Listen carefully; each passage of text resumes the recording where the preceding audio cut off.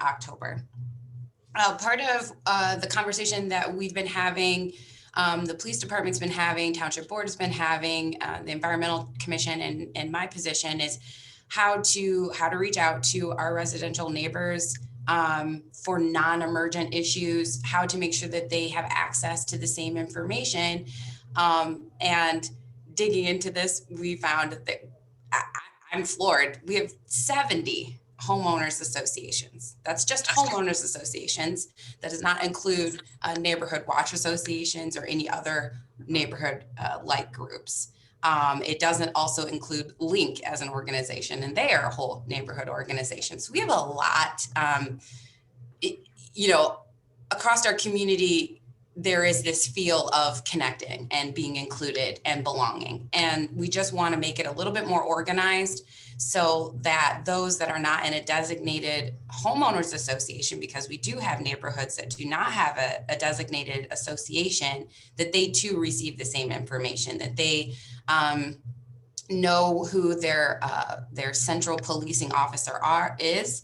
Our police officers, all of our neighborhoods have an associated officer for policing issues that our residents should be able to contact. It would be great if we had it organized. So, Leroy, can I share my screen? All right, you've got 5 minutes. Yeah, okay. Yes, you can. See you a little bit later.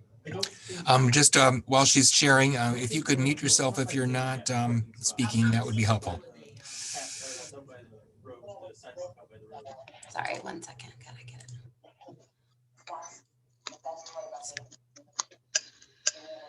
Oh, sorry. Sharing the wrong screen. Too many screens going on here.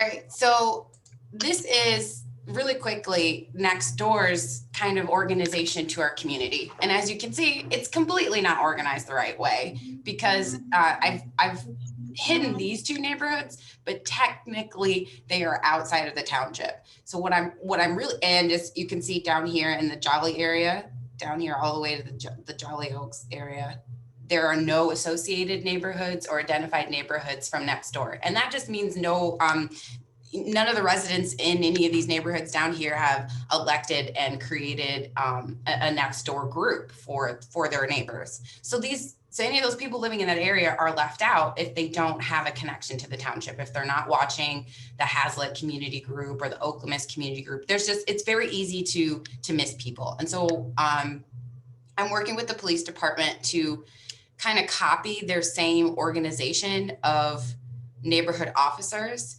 They've equally separated our community, I believe, into 6 regions, and I'm not going to rename neighborhoods. So the neighborhood associations and neighborhoods, as the residents have determined their names, Bear Lake is still going to stay the same, Ottawa Hills, Indian Lakes, all of those neighborhood associations will stay the same. I'm just going to come up with a regional organization so that people know if you live in the Northwest area of the community, these are the homeowners associations, neighborhood associations, watches that are taking activity in the area. Once we have all of this information up on the website, we'll be able to include the green neighborhoods and like this green committee as well. So then people who are moving to the township or moving across the township can see the activity that's happening in the neighborhood that they're going to move to.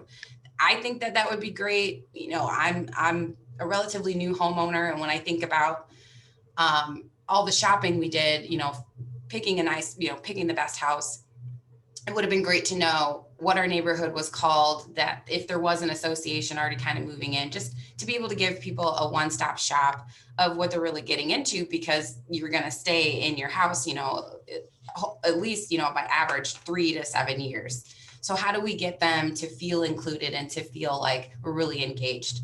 So that's the idea. And when we have the green affiliate neighborhood networks, we can, indicate them on the map by like little green trees maybe, or something to kind of say like, there's an environmental group, a residential neighborhood green team here, and this is the project. Maybe they have a small pocket park that they're doing a community garden. I think that would be really useful information, and it could spur some activity. So that's the general idea. If anyone has any questions. We'll have time for Q&A at the end, so please write down your thoughts. Thank you, Amber. That was excellent. Quick overview. I mean, if you have a burning question, feel free to raise your hand. But if we could move through the formal presentations, and then we'll have open dialogue and Q&A at the end. Thanks, Amber. Next up, we have Valerie. Valerie has been a part of this conversation since the start, and I just wanted to invite her to talk about what, a couple things that attract her to this effort. And go ahead, Valerie.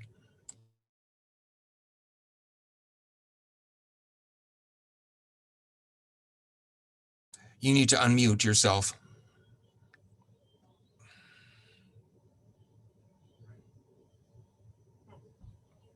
Sorry. I was just saying there, that's exactly two reasons I prepared. And the first one is the more you know, the more we know, the more we appreciate. And that includes our own little space in nature, as well as the neighborhoods and communities we're part of. And also includes the people themselves, our neighbors. So it's a win-win on that front. The second reason is that really two parts to it. There's small things, small changes can collectively make big differences. And the other part of that is we have the power to make those big changes. And in fact, either we use it or we lose it, or something else comes into the void. So, it's something we should be doing. So it's a major win-win to work together with Green Neighborhood Network, I think.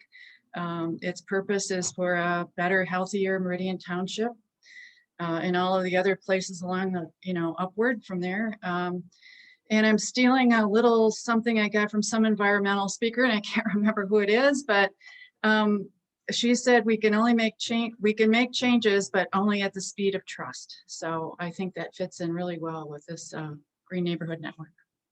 Thank you. Great. Thanks, Valerie. Next, we have Kendra Graseshi, who has also been part of this conversation for several weeks. And Kendra inspired a few actions already. Go ahead, Kendra. Good morning. My name is Kendra Graseshi. First, let me start by saying I'm grateful for the opportunity to speak with you today. Thank you to Leroy and for all of you who are part of the Wednesday Green Dialogue team. I've learned so much from all of you. I've been asked to speak with you today about greening my garden, also to share my story about getting involved with the Green Neighbor Network. The Green Neighbor Network is a grassroots movement. It's an opportunity to work together as a team for the Meridian Township community we love and beyond. We all have areas of interest, knowledge, and expertise. This network will be a great way to share our knowledge, but more importantly, to listen, learn, and grow, and share what we learn with others. So let me share some of what I learned with you. For those of you who don't know me, I'm a Meridian Township resident. Professionally, I'm a clinical social worker. In regard to protecting the environment, I use my voice, clinical advocacy skills with the goal of working towards positive behavior change, because my favorite place to be is outside and in nature. And my guess is that's true of most of you too. Our Meridian Township community is a great place to live for a nature lover.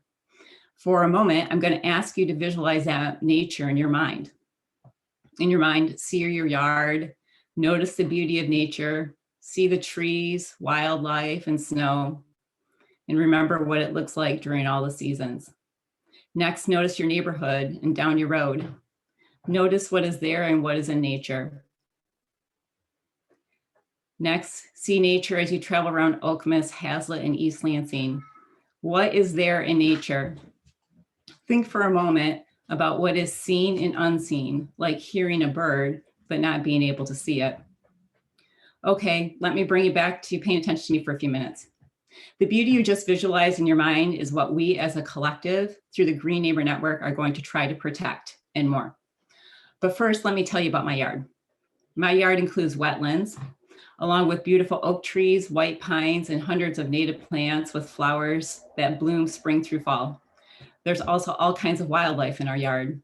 Even more since we planted 327 native plants last year. More species of frogs and birds like cool metallic frogs, butterflies, dragonflies, and much more. We love watching bluebirds, tree swallows, and barn swallows nest and see their babies fledge. It has been awesome. The barn swallows nested under our deck so we could watch them grow from inside our house. In case you're not aware, swallows are great for eating mosquitoes. I try to find something new every day outside and usually succeed at it. That is the scene. If that is the scene, can you imagine what is the unseen? Yes, 327 plants is a lot of plants, but we had a blank slate because we had to get our yard graded to get water away from our house. We decided to plant native plants to cut down in mowing. We have a rain garden with a rock river, including some rocks we retrieved from graded soil. We used soil to create berms and planted native plants on top of them. The grass we did replant was drought tolerant, so it won't require as much mowing. We beautified our yard along with helping the environment. It is my hope that as native plants multiply, we can donate those to others who may want to start a native garden too. Because we had to, we chose to do something different. Is there a small area where you could plant some native plants? So think back to your yard for a moment. Is there a small area where you could plant some native plants? Can you too beautify your yard and help the environment? Small steps can have big impacts. So let's talk a little bit more about that.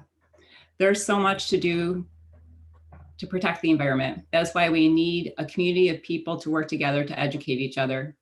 The Green Neighbor Network is a first step. We are a team and we all have a voice. We can use in all kinds of ways, big ways to seemingly small ways. Seemingly small examples are sharing information with others via social media, email, and other ways. Having conversations with family, friends, coworkers, colleagues, where you share information and listen too. This is grassroots information with others with the hope of long-term behavior change. This involves sharing and listening. If we listen as well as share information, we have a better chance for getting our message across in the long term. It might not be that day, or week or month. It may be down the road and we might not even know it happened. That is grassroots work. So it seems small, but it can be huge. Larger examples of ways to use our voices through advocacy and education, seeing something and saying something. This involves noticing a problem, trying to do something about the problem. If it seems no one is listening, be resourceful and find someone who will listen and help.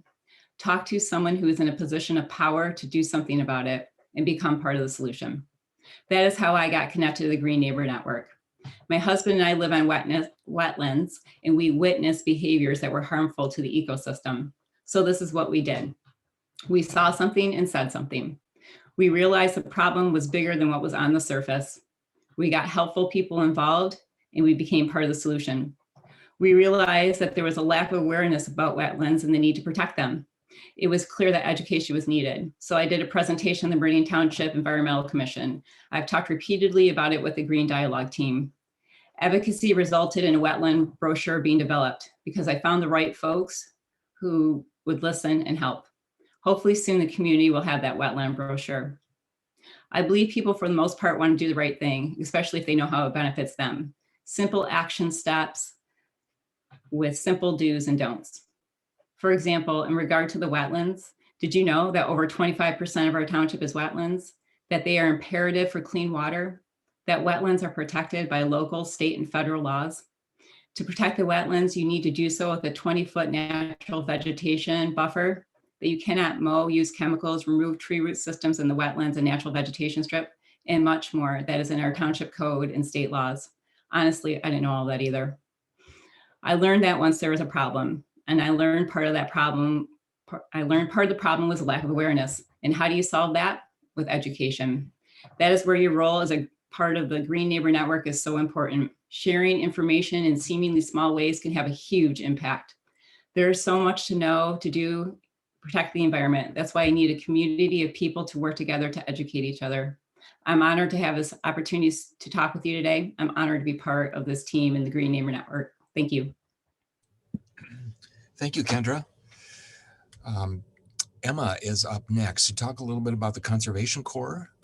Emma is our land stewardship coordinator, and we're hoping that this Green Neighborhood Network will be a good way to share some of the things that Emma and her team are doing. You too can join the Conservation Corps. So take it away, Emma. Well, good morning, everyone. Thank you all for being here.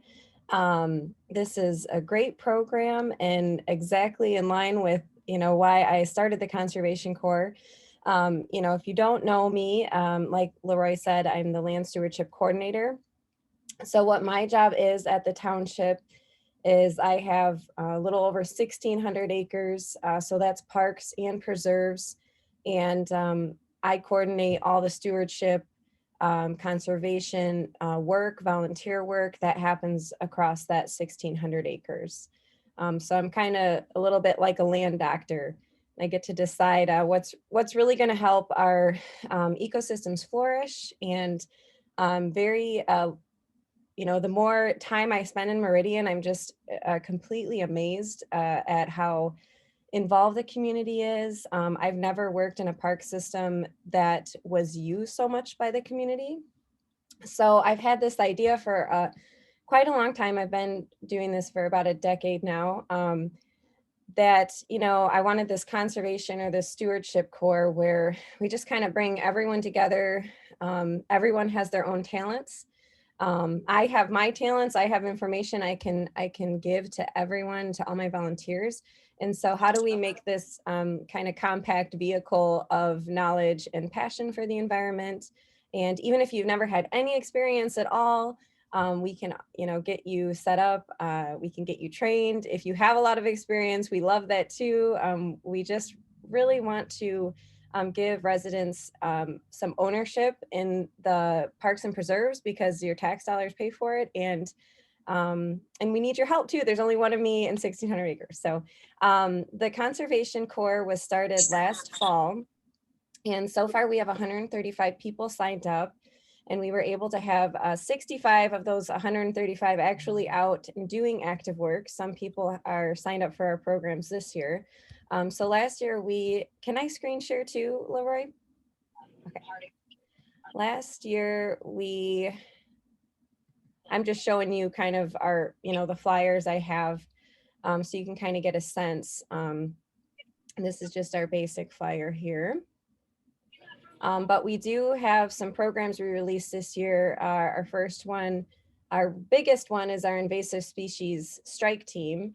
And that is exactly what it sounds like, where we're going out and removing invasive species from different parks and preserves. And what's great about that is we do that work every other Saturday. And I also just got word that we're able to resume those stewardship work days. We had to take a break in December and part of January. So I'm really excited about that.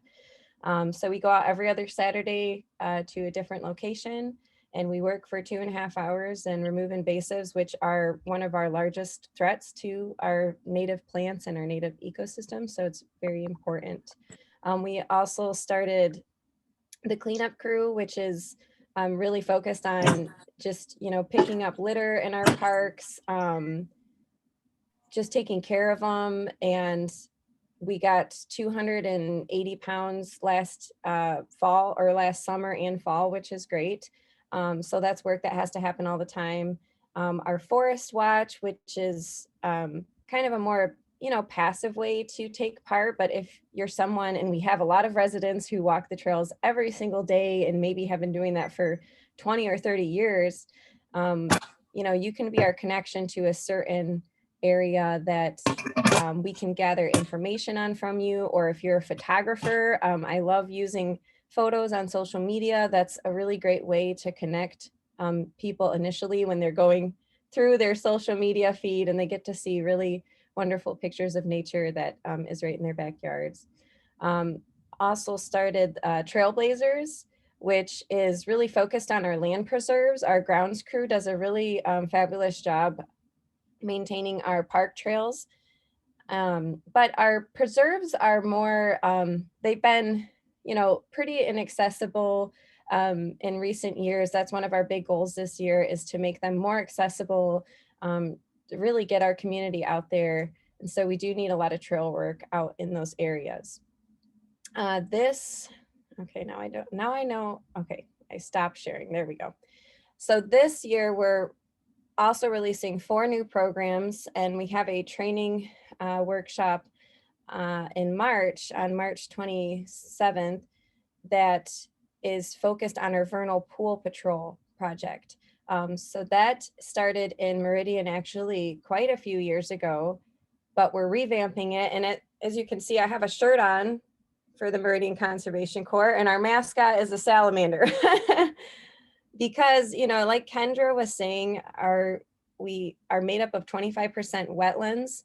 Vernal pools are a type of wetland. They're a woodland pool, and they're very important habitats. And that program is going to be all about collecting data on vernal pools. So we're doing a workshop and a training this spring. We're also releasing a program called Planting a Native Meridian, which is, I'm really excited for. It's going to build as it goes, but initially it's just going to be about, here's lists of species that maybe you never even heard about that are native. Here's pictures, here's growing conditions. And that's just going to be all about how can we increase our square footage of native gardens in our township. There's already a lot of people who have amazing native gardens, like Kendra was saying. So that's a really great program. We're also releasing our Waterways Watch, which is again going to be focused on how we can protect our red cedar watershed, our wetlands, how we can reduce fertilizer application, herbicide application, anything that you really do in your yard to enhance your lawn.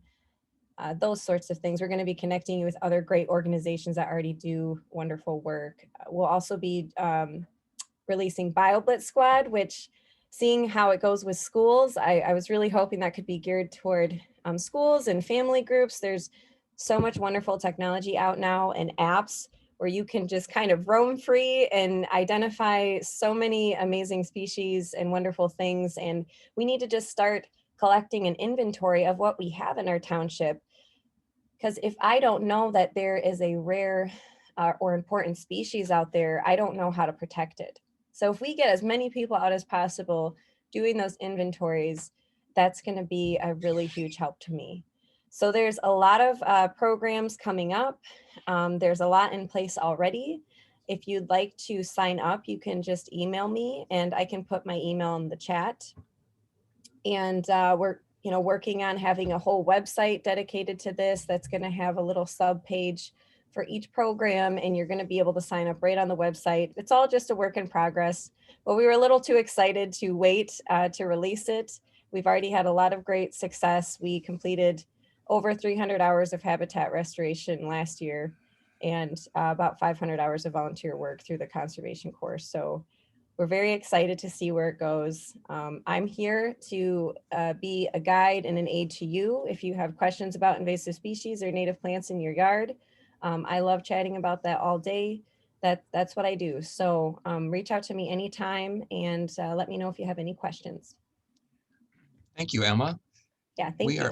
We are right. As you can see, there's a lot of environmental activities going on. We really need your help getting the word out to your neighborhoods and your residents. I'm sure that some of you are already thinking about how you might do that. We are blessed to have Cliff Walls and Lauren Schnobelen here from the Tri-County Regional Planning Commission. They've been very helpful in our discussions over the last few months. We have many other special guests as well, and we're going to open it up for Q&A and dialogue in a couple minutes. But I wanted to invite Lauren to speak about a watershed initiative she's involved. If she or Cliff have anything to share before we open it up for dialogue. Yeah, so like Leroy said, my name is Lauren Schnobelen. I work at the Tri-County Regional Planning Commission. I'm one of the environmental sustainability planners there, and my work is primarily in groundwater. But I have been involved heavily within the Clean Water Ambassadors program recently, and Leroy asked me to speak a bit more on that. It is an initiative run by the state of Michigan. It's housed similarly in the area of Eagle, but they have their own office. It's an initiative to help increase trust between the residents of Michigan and the state after many interesting issues with water in the past here. And so one of the biggest things is connecting local residents across the entire state directly with the people working here in Lansing, and trying to make sure that their voices are heard and they're helping to lead and change different things to make it a better system. One of the biggest efforts has been happening is they launched a reporting site where communities can go and report issues with their drinking water, whether that be public supplies or if it's a private well. And what's really fascinating is the fact that the state didn't even consider incorporating private drinking well issues that can be connected to the health department at all, because they were only looking at local water utilities. But from all the voices heard through the Clean Water Ambassadors, they completely changed their direction and incorporated that into their programming, which now has even led to a proclamation that's going to be going to the governor's office later this year to recognize, I can't remember, sometime in May, private residential well day, to really help increase the education. And the only reason why that is becoming a thing is because of this effort to increase residential communication between individuals and the state. And so it's really fascinating. They're working towards breaking into different groups. Right now, I'm becoming more involved in their social media outreach work group, but they have education as well as other work groups that are going to be dedicated to trying to improve the water quality reports that public utilities have to put out every year to help make it more reader friendly for those who don't fully understand things. And so it's a great example of how even if you don't have a lot of experience in the field, your voice is heard and it's worth it. And so it's just a great initiative to be able to bring to you guys to show an example of what's recently been happening, because this was only launched last summer, I believe.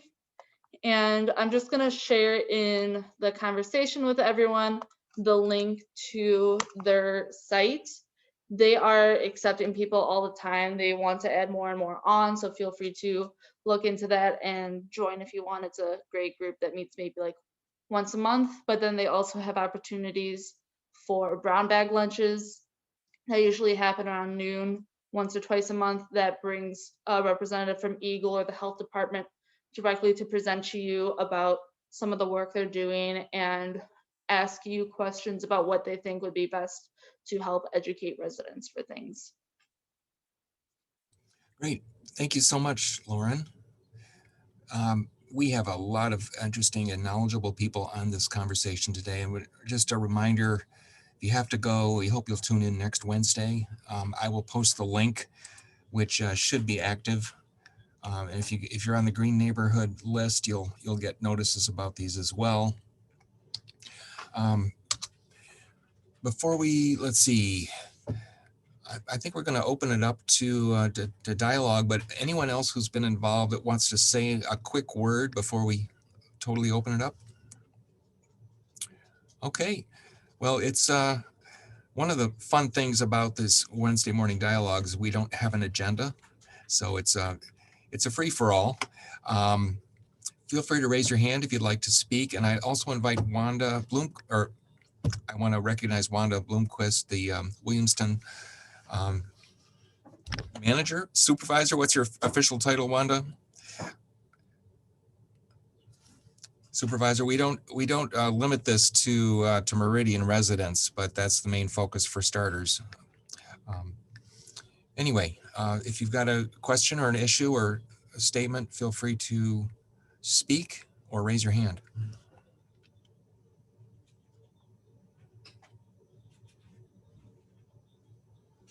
Well, I guess we just about covered everything necessary. Leroy, this is Kim Hall talking. I work in East Lansing, and that's how I found out about this program. I signed up for, your emails, but I live in Stockbridge, Michigan, and I'm in Jackson County, but I'm closer to Ingham County. And I was wondering if you know of how I can see if there's these types of programs that are available in these counties as well. And also too, is it okay to reach out to individuals such as Kendra and Emma on a one-on-one basis, because where I live, I am on 10 acres and we do have wetlands. It's similar to what Kendra was talking about, although our areas, we have a lot of wooded areas and we've lost a lot of trees to the invasive species of the green ash borer insect that has killed a lot of most of all of our ash trees. And I had started also growing milkweed to help with the butterflies and preserving them, as well as not using any pesticides or anything on our property. And we also have a natural pond. So there's things I would like to learn more about that, but as well, I do walk every day, and I have found myself, I'm in the Ingham, Jackson County areas that I'm closer to Ingham, but I find myself, picking up trash or recyclables, but there's things out there that I cannot pick up that is just disgusting what people throw into our wooded areas, tires, mattresses, vacuum sweepers. I mean, it's just awful. I've tried to put them in a pile, but how would I find out on how I could get those things removed? So those are the types of things I'm looking at on the things that I can do within my area, but Thanks. as well as looking at the bigger picture to see if there are these types of programs in these counties, and if not, how can I get them going? Thanks, Kim. I'm sure you'll get a variety of perspectives here. We certainly don't want to keep this conversation just to our Meridian Township borders, but I will invite anyone. We've got a lot of experts on this call, and that's part of the joy of this dialogue, is that we can learn from each other. So if anyone has an immediate response to Kim, feel free to chime in. Thank you. I would just say to Kim, I don't know if I have information for seeking other organizations. I'll definitely, do what research I can, but absolutely reach out to me. I'm glad that you're aware of some invasive impacts on your land. So please, I put my email in the chat there. Feel free to reach out to me. That's my jam. I love talking about it. So Thank you. Cliff Walls and Lauren are also they represent the Tri-County area, and I'm sure they don't stop at their Tri-County borders either, but their Tri-County Regional Planning Commission website is just a fantastic resource for some of the things that you mentioned. We also have Jim Detchen here today, who started the environmental journalism program at MSU. I'm sure he has some tips for good communication we can learn from. But getting back to Kim's question, anyone else want to chime in? Leroy, without her being, I don't know very much about Stockbridge with it being in Jackson County. I do know the city of Jackson has an environmental program, but they also have a tri-county regional planning for Jackson County. It's Jackson, Hillsdale, and Lenawee County. So you could reach out to that tri-county group as well for their environmental practices. Okay, thank you. Amber worked with Jackson and Consumers Energy for several years. Sorry, John has a. Well, yeah, I was just, I think probably all of you or most of you have signed up for the Green Neighbor Network to kind of distribute information to your neighbors. And I'm just kind of curious if anybody has, because I know almost all of you are probably already engaged in one way or the other. What kind of information do you think might be helpful to people in your neighborhoods? Or what kind of concerns or issues do you think people in your neighborhoods have related to the environment?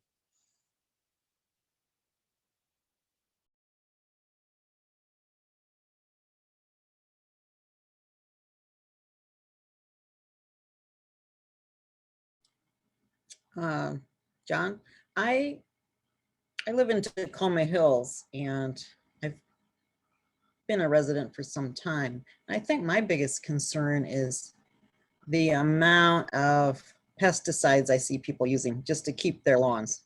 And it's not so not quite so much here as it is in the newer neighborhoods where they seem to think they have to have perfect green lawns. There's very few people that I see here that look like they have the underground sprinkling systems. But I found that I stopped using pesticides because I said, you know, I want to see what my lawn looks like naturally. And I like it a lot better because I have more activity in my lawn as far as, I guess, insects and birds, and the deer spend a lot of time in my yard. Well, we've got too many deer, I realize that, but I think I'd like to get the word out that, you know, try not using pesticides because it's so damaging to the environment. And, you know, why do you have to have green grass when there's so many other amazing plants that will grow if you let them? Elaine, just to add on to that, I'm personally going through a journey of doing these experiments with my lawn as well. Last year, I chose a spot that wasn't highly visible to my road, and I actually didn't mow it all summer. And I'd like to start, I want to plant a no-mow mix, which they're not always, you know, native, but they're fescues and sedges that you don't have to mow. They don't grow. I mean, I live in Delta, and there's an 8-inch limit on your lawn, and they don't grow over that limit.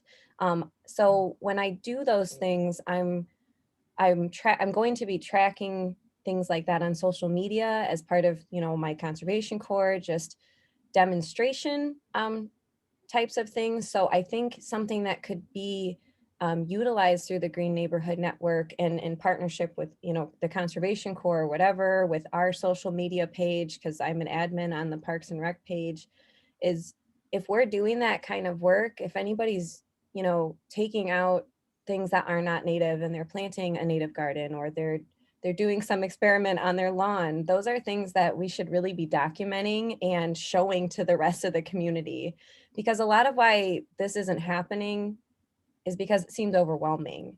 And I think a lot of people also feel they have to take these huge steps, and any small step is better than nothing, and it leads to great change. So I think if we all keep that in mind and know that you have a resource at the township where we can get those images and that trial and error out there, I think that would be, that could be something that's really helpful to everyone to see that.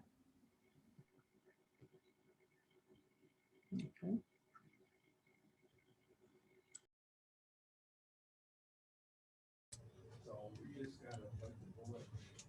One of the things that we've talked about in these conversations is having special trainings. Emma's certainly got a good schedule of trainings coming up, hands-on stuff. We also talk with our energy team about maybe doing a energy orientation. If you have special talents or gifts or skills or knowledge, and you'd like to either speak at one of our green theme presentations with the Environmental Commission, or maybe do a special training on a Wednesday morning once a month, please feel free to suggest that. Or if you've got something that's already scheduled through another organization at MSU, Casey with the Student Housing Corporation recently shared a workshop that she's involved with. But it's a good way to find out about some other educational opportunities through this network. Yeah, anything that goes into the neighborhood network, which I'm a part of, I will send on to my core group and anyone that I work with in the township. So, any other thoughts about John's question about what are some of the issues in your neighborhood besides pesticides? Abby? Morning, everybody. I'd just like to say thank you for having this forum where we can actually talk about inspired options for improving our environment. I live in Chippewa Hills neighborhood, and we are attached to a wetland, a marsh. area. And I think what I noticed the most, it's really interesting, is that we have a lot of driveways, a lot of people who had their driveways redone last year, and it looks like asphalt. And I don't know if that's such a great idea when we're close to a wetland. And I also notice in the fall that, I don't know who it is, but somebody drops off an exorbitant number of leaves and they dump it right in the water. And I know that's not a good thing, especially when we have so much wildlife. We have turtles, we have foxes, we have turkeys, we have all kinds of critters in the water. I even found a salamander when we first moved in. And, it's just exciting to see all that stuff going on. But I do think that with this kind of program, we can kind of lead and teach just by doing. I noticed with our garlic that our mustards, or garlic mustard, that if you keep pulling it and you just lay it in the street so that it dies, so that it doesn't, toss it somewhere so it's going to keep growing, people get curious about it. So they'll see you doing something and they're like, well, why are you pulling that? And you explain to them that it's invasive and that it's spreading like crazy and it's taken over. And people are like, oh, well, show me what it looks like. And I'll pull some and I go walking by the other, as I'm taking the dogs out or doing whatever they're doing. So I think when they see you doing something, they learn something, and then they realize they're contributing. So it just feels better, as things evolve. So yeah, I think with that, and then one other thing is treating for mosquitoes and bugs. I see a lot of signs when we walk our dogs. And I will tell you, we pick up every bit of poop and trash and other people's poop that they leave in a bag and drop to the side. We pick it all up. But I do see signs for treatment, for mosquito treatment. And I don't know what that's all about and what the impact is near a wetland. So that's it for me. Thank you, Abby. John, did you want to say something, John? Or Bill? Well, yeah, let me just mention that a lot of people may know this, but maybe not, is, the township board passed an ordinance which banned PHAs and driveway sealants. And that's a brand new kind of requirement. So I think it's going to take a while for the word to get out to folks. The township right now is kind of in the process of 4,200 now. Yeah. Township is in the process right now of having Yeah, let's get a specific. Getting people who are in the business of sealing your driveways to register for the township. And Lori, you may want to give us an idea of how that's going, because I would encourage everybody now, if you see a neighbor too, who's talking about getting their driveway sealed, to tell them that they should contact the township, because people now have to be registered in order to do that work. And that'll be a way for people to realize that, you can't use the sealants anymore that have coal tar or PHAs.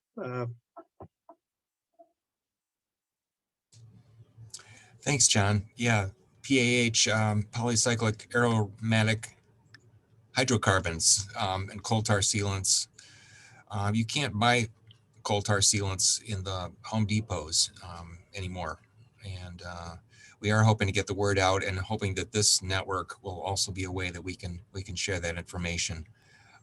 Working with Home TV, we've got some of the information on our website, but that's certainly one of the areas that could benefit from this network. I notice, I think East Lansing is also looking at a ban. Is that correct, Cliff? Yeah, and the GLRC, which is the Greater Lansing Regional Committee for Stormwater Management, it's a group housed under Tri-County that I coordinate with 17 other communities. We're looking into supporting other communities within our membership who want to follow Meridian Township's example. So hopefully this will, blossom into a more regional ban, or at least, expanding beyond just the borders of Meridian Township. But it's something that's happening all over the country. I think Minnesota has a statewide ban. I think New York has a ban, and then there's all these little pockets within Michigan. So it's a growing thing. There's momentum. It's a growing and it's a growing stormwater pollutant, and the state is performing testing and has the data to back that up, and it's a carcinogen. It's bad stuff, and so there's more and more appetite to do what Meridian Township has done.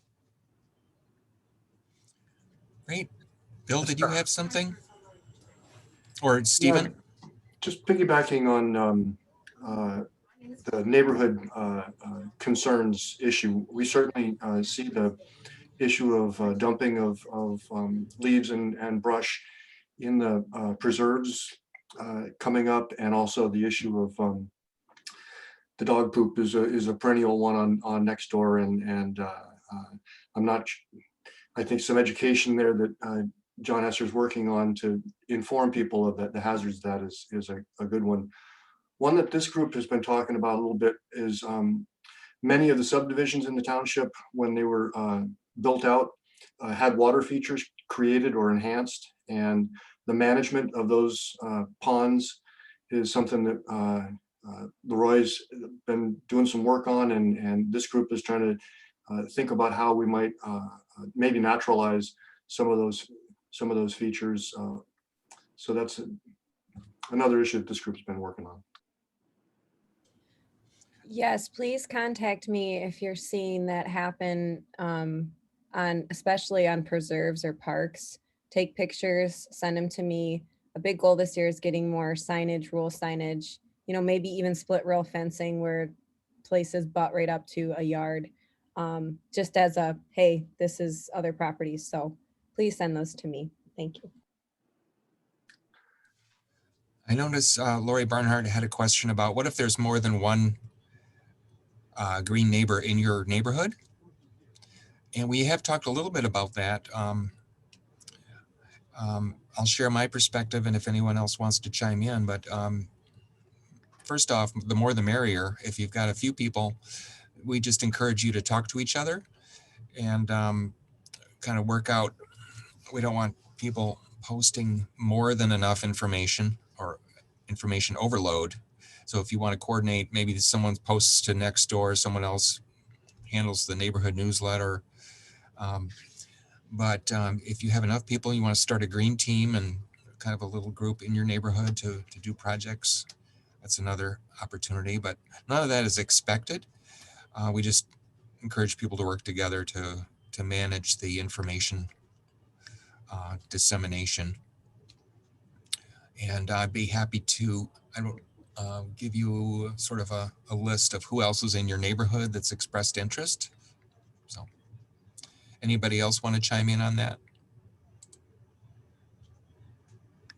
Well, I just mentioned from my perspective, I live in Keystone, and we do have a homeowners association that you have to belong to because we have some common lands. So we have membership dues, but the board of directors for the homeowners association, they're pretty low key. They don't really get involved with things unless they need to. So, but we do have a Facebook page. So I'm basically posting some information from the kind of the listserv, the Green Neighbor Network, in our Facebook page, because I think that's the best way to kind of reach people, at least in my neighborhood. It's more focused rather than next door. But too, and I know who some of the officers are, so I'll kind of mention to them in passing that I'm kind of doing this activity. I think over time, what will happen is people will respond to some of the postings and have questions or interest. And so I think almost in a organic way, I anticipate that, people in the neighborhood will get to know who's working on different things, because I post something about this, somebody will say, oh, I tried that, whatever. So, and I think, we didn't really assume that we can come up with any kind of exactly right way to do any of this, because I think every neighborhood is probably a little different how they relate to each other and how they communicate. So.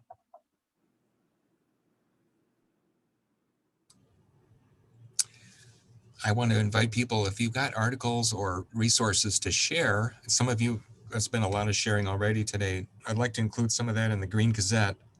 See, one of my roles is to sort of do that on a monthly basis. Whether I go beyond that will sort of depend on,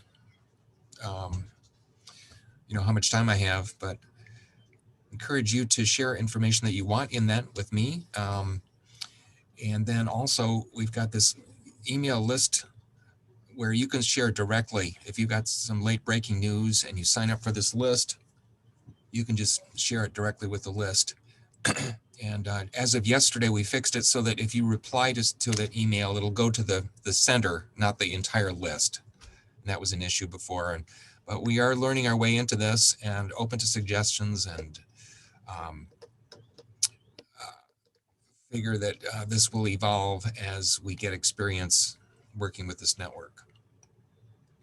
We have a few more minutes. We can keep the conversation going as long as people want to hang out, but we usually try and keep these morning dialogues to an hour. Any other comments that people are burning to share here? I would just invite people who are unfamiliar with the GLRC. I posted the annual report in the chat there. But if you're looking for things you can do as a homeowner, as you know, an individual, we have a lot of resources on our website. You know, rain garden instructions and videos and articles and brochures and anything you can think of. And it's at mywatersheds.org. Just wanted to kind of plug that. I could give like a 60-second screen share of it, Leroy, if you want, or it doesn't matter to me. That'd be great. Okay. All right, you guys see the colorful things there? You guys seeing it? Cool. All right, so this is our like for residents page. It's, you know, here's just some basic tips off the bat, and then we have short YouTube videos for like every type of stormwater, you know, every type, but like a lot of, you know, the common stormwater pollutants, information on rain barrels and rain gardens and proper lawn care. So if you don't want to read, just want to watch like a 45-second video, we have you covered. Articles, different brochures and posters. You know, Rain Garden 101 is a pretty cool thing. You know, you can, just like instructions of, you know, how to build one, what type of planting or plantings you need for native plants in partial sun, shade, all that type of stuff. If you want to learn about green infrastructure in the area, we have this printable and digital bicycle tour where you can go by all these different green infrastructure features throughout the region and learn more about it. If you're curious about which watershed you live in, or you don't know about watersheds, you can plug in your address here and you'll, you know, pull up you know, which watershed you live in. Most of you likely live in the Red Cedar. You can connect with different groups and, you know, information about that watershed, you know, the basics of what stormwater is, and then just about our committee. And like I said, the annual reports and newsletters are all there, but we do a pretty good job of keeping up with area events. Right now, there's not much going on because it's, you know, COVID time. So they're all like the sampling events and stuff are pretty much closed down. But yeah, I recommend just keeping plugged into what's happening with us. You know, it's mostly stormwater and watershed based. You know, it's not the broader environmental focus, but it's still, it's an important water based info. So you can reach out to me too. I'm fairly plugged into what's going on as a, you know, regional guy. So happy to be a resource if you have questions. It doesn't mean I'll know all the answers, but usually know somebody who does. Thank you, Cliff. Michelle, you look serious. Do you have anything for us? Okay, it's my thinking face. My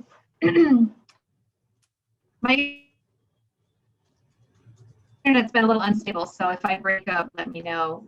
Report time. So our conservation district also has just put out our annual report, which is a nice snapshot of what we've been up to over the last year. And with Cliff talking about our water resources, I also have a new video that was produced by our partners at Wayne State about microplastic pollution, which is an issue of emerging concern. And there's a lot that, you know, every day, you know, all of us can do on an individual basis. So those are some things I'd love to share with the group. I'll put some links. I'll put some links in the chat so that can be accessible to you as well. And just, I think I put it in the chat, but the Conservation District, serves all of Ingham County. So if there's, if I know some people were attending from outside the township, and if there's, a gap that we can fill, we're here to do what we can. Thanks. We don't normally record these conversations, but we did record most of this one today when I remembered to hit record. I didn't get John's intro, unfortunately, but maybe we can Photoshop that in. Any other parting comments? I had a question really quick for Michelle. Are you doing the native plant sale this spring? There, didn't want to unmute. Yes, spring tree sale is imminent, possibly launching today, as soon as we can get it live. Trees, shrubs, fruit, and lots of native wildflowers and a few grasses. So anyone looking to do more natural landscaping, native landscaping, we are here to help. Yeah, I Thanks, did it Emma. last year. It was super easy. You can order everything online and you just go do a no contact pickup, and it was awesome. And it's from Wild Type, which is great. So If some of you did not know, Emma and Michelle are two of the main powerhouses that helped with the tree distribution and planting initiative last fall, giving away over 500 trees through the farmers market, and also getting 40 large trees, huge trees planted at Chippewa. So they are thanks, a Leroy. workforce to be contend I've with. never seen so many shovels in my life.